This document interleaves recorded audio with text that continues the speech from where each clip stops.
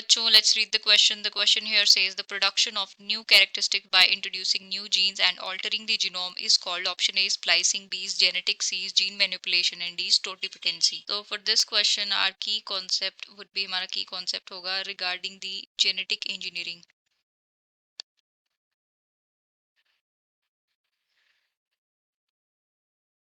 सो genetic engineering क्या होता है, इसको जेनेटिक मॉडिफिकेशन या जेनेटिक मैनिपुलेशन भी बोला जाता है. जेनेटिक मॉडिफिकेशन और we can say genetic manipulation.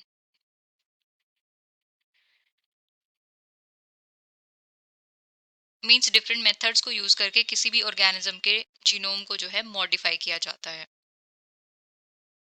Technologies used to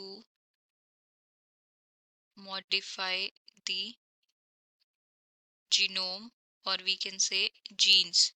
so genetic engineering में हम क्या करते हैं, कोई भी ऑर्गेनिज्म है उसके जीनोम को मॉडिफाई करते हैं to get the desired result. तो इसके अंदर क्या यूज होती है, इसके अंदर यूज होती है रिकॉम्बिनेंट डीएनए टेक्नोलॉजी. तो हमें डिजायर्ड जो रिजल्ट चाहिए होते हैं उनको हम बाद में किसी होस्ट में एक्सप्रेस करा लेते हैं या फिर उसकी मल्टीपल कॉपीज बना लेते हैं, तो उसी को बोलते हैं जेनेटिक इंजीनियरिंग. हमें क्वेश्चन में पूछा है the production of new characteristic by introducing new genes and altering the genome. So usually genetic engineering में हम क्या करते हैं, जो हमारा डिजायर्ड जीन है या जो डीएनए का सेगमेंट हमको मल्टीप्लाई करना है या कॉपी करना है या जिसका एक्सप्रेशन हमें चाहिए होता है, उसको हम किसी वेक्टर सूटेबल वेक्टर के साथ कंबाइन करते हैं एंड उस वेक्टर के थ्रू जो है हम उसको होस्ट ऑर्गेनिज्म में पहुंचाते हैं एंड वहां पे जो है उसका एक्सप्रेशन कराते हैं. तो इस तरीके से हमारे पास प्रोडक्ट आता है एंड हम जीन्स को मैनिपुलेट करते हैं. तो इसको क्या बोला जाता है, इसको बोला जाता है जीन मैनिपुलेशन. मींस जीन्स को इस तरीके से मैनिपुलेट किया ताकि हमें जो डिजायर्ड रिजल्ट है, टारगेट रिजल्ट है, वो मिल जाए. तो हमें ऑप्शन दिया गया है ऑप्शन ए स्प्लाइसिंग. तो स्प्लाइसिंग में क्या होता है,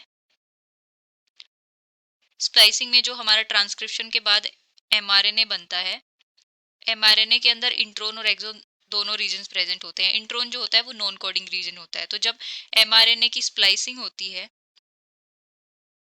सो स्प्लाइसिंग होके जो ट्रांसक्रिप्ट बनता है यहाँ से, उसके अंदर क्या होते हैं, सिर्फ एक्सोन्स होते हैं.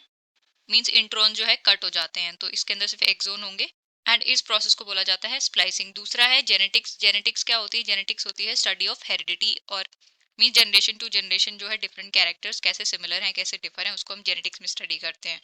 C is gene manipulation. So gene manipulation comes under genetic engineering.